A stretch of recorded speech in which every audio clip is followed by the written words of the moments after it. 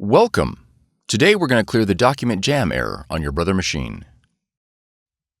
This video will cover multiple models and operating systems. Even though your machine may not match the model on the screen, the overall process will be the same. Open the ADF top cover. Gently remove any jammed paper with both hands.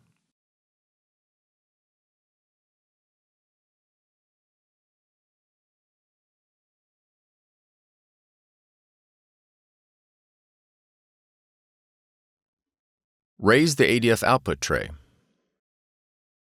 Gently remove any jammed paper with both hands. Press the X icon on the touchscreen.